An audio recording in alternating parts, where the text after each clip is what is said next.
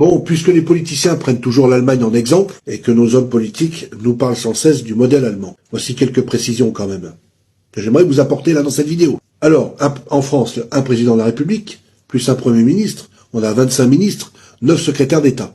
Ça fait 36. Le coût de ça, c'est 17 millions d'euros par an. L'Allemagne, on a une chancelière, un chancelier, 8 ministres, ça fait 9. Ça représente 3 millions d'euros par an. Le soir après le boulot, à Paris, le Premier ministre se détend dans son logis de fonction, 310 mètres carrés, à Matignon, tandis que ses collègues regagnent en limousine les hôtels particuliers que la République met généreusement en place à leur disposition. Le chancelier rentre dans son appartement dont il paye le loyer, les factures d'eau et d'électricité, comme chacun de ses 8 ministres. Le personnel en France, on a 906 personnes qui travaillent à la présidence de la République, à peu près 300 personnes en Allemagne. Le parc auto de l'Élysée, c'est 121 véhicules. Dans la chancellerie, il y en a 37. Les déplacements en France, Airbus A330, 200, Falcon 7X, Falcon 900, Falcon 50 et 3. C'est hélicoptères Super Puma. En Allemagne, systématiquement en train ou sur des lignes aériennes régulières. Les indemnités, le président de la République, 21 000 euros net. Le chancelier, c'est 15 000 euros brut. Et c'est un salaire soumis à l'impôt en plus. Le budget de l'Élysée cumule 113 millions d'euros. La chancellerie, 37 millions d'euros. On commence quand, messieurs, là, les hommes politiques? Moi, franchement, je suis pour qu'on copie les idées, surtout si elles sont bonnes, mais pour notre économie, là, au lieu de taxer les retraites ayant travaillé de 37 à 40 heures et plus par semaine, et cotisé pendant plus de 40 ans. Si pour une fois Internet pouvait servir à quelque chose, pouvait servir à la France, les Français, déclencher une prise de conscience collective, assainir la politique, pourquoi pas? Une utopie, certainement.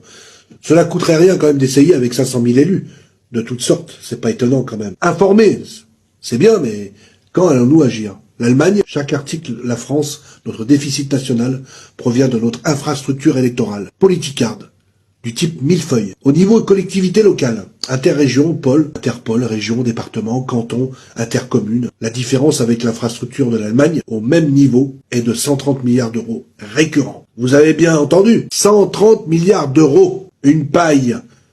Vous vous rendez compte ou pas? Bien voilà, c'est récurrent tout ça. Comment se fait-il, honnêtement, que personne ne réagisse là? Les gens de gauche eux-mêmes là, l'ont dit, Attali et bien d'autres comme Rocard, Jospin et tous les économistes. On ampute aujourd'hui des postes clés pour gagner 3 milliards par-ci. Les retraites, allocations familiales, on augmente les impôts, la TVA, les radars, les PV, l'EDF, les taxes foncières, la CSG, bientôt les voitures diesel, etc. Pendant ce temps-là, les politiques se pavanent avec des indemnités, les cumuls de mandats, les frais de fonctionnement, France et Europe, les retraites indexées, doublées, acquises, dès qu'on a un poste clé, pendant 2 mois, seulement 2 mois. Réformons notre structure régionale, départementale, intercommunale, cantonale, communale. Arrêtons toute cette cavalerie-là dans les communes et au-dessus. Les dépenses, là, soi-disant pour l'environnement, augmentation des taxes de l'eau, le DF, j'en passe. Mais est-ce que vous êtes au moins prêts à transférer cette information, cette vidéo, à la partager? Parce que c'est quand même honteux de se faire avoir à ce niveau-là, mais vous le savez. Les gens le savent, mais ils se taisent. Et vous, les jeunes, réagissez, et puis faites-le vite, parce que bientôt la France sera déclarée en faillite fiscale. Je crois que c'est même déjà le cas. Faites circuler cette information, que ça remonte au gouvernement. Les communautés de communes, elles ont créé une taxe supplémentaire intercommunauté. Non mais attendez, tenez-vous bien. Qui, sur vos feuilles d'impôts locaux, vient se rajouter à la commune, au département, à la région, les conseillers généraux et les maisons du conseil général, qui fleurissent un peu partout, avec 150 ou 200 fonctionnaires à chaque fois. J'exagère pas. Les conseillers régionaux et les hôtels de région, et c'est pas tout.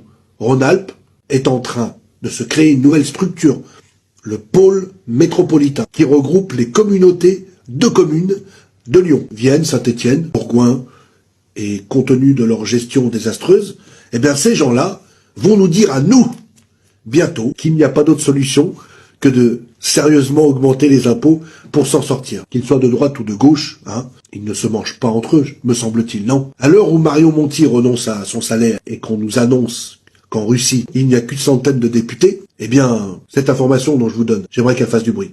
Je crois qu'il faut faire exploser le web français avec ce que je suis en train de vous dire, parce qu'il me semble que c'est de bon sens. Plus de 11 milliards d'euros par an économie, sans toucher à la TVA, sans toucher aux retraites. Alors qu'est-ce qu'il faut faire?